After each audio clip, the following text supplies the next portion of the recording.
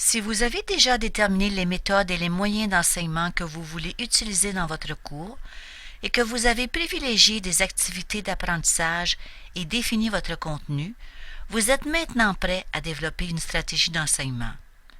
La prochaine étape consiste à vous poser la question suivante. Qu'est-ce que les étudiants doivent apprendre? Pour répondre à cette question, vous aurez recours à deux outils. Le premier, l'indicateur de réussite, précise l'apprentissage à effectuer. Vous le retrouverez dans votre plan de cours. Le deuxième, c'est votre objectif en tant qu'enseignant.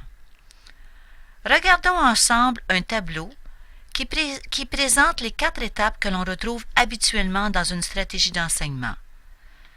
De prime abord, nous voyons que chacune des étapes présente un agencement de méthode, de moyens, d'activités d'apprentissage et de ressources pédagogiques. La présentation des activités d'apprentissage est divisée en segments. Avant le cours, pendant le cours, à la fin du cours. Le segment début du prochain cours est un rappel pour l'enseignant et lui indique quelle action est à privilégier pour appuyer l'apprentissage des étudiants. En regardant le tableau de plus près, vous remarquerez qu'il présente une grande variété de méthodes, de moyens et d'activités d'apprentissage. Cette diversité stimule la motivation des étudiants qui, elles, contribuent à augmenter leur participation active.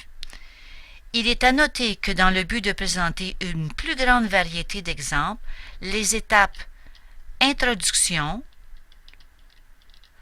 objectivation et transfert des acquis ne sont pas liées à une même situation d'apprentissage. Regardons ensemble les étapes. En premier lieu, nous avons l'introduction, qui consiste à capter l'attention des étudiants et à donner un sens à ce qui sera appris. En somme, c'est l'étape de motivation.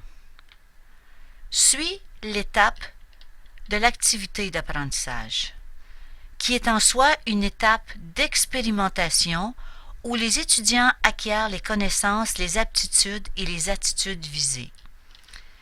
Puis vient l'étape de l'objectivation où les étudiants font un retour sur ce qu'ils viennent d'apprendre.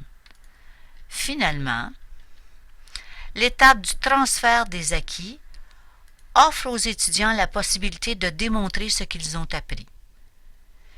Il importe de se rappeler qu'il n'y a pas de stratégie d'enseignement parfaite. Cependant, si les décisions qui sont prises sont adaptées aux étudiants, au contexte d'apprentissage et aux résultats d'apprentissage à atteindre, il en résultera un climat d'apprentissage susceptible de piquer la curiosité des étudiants et de stimuler leur participation.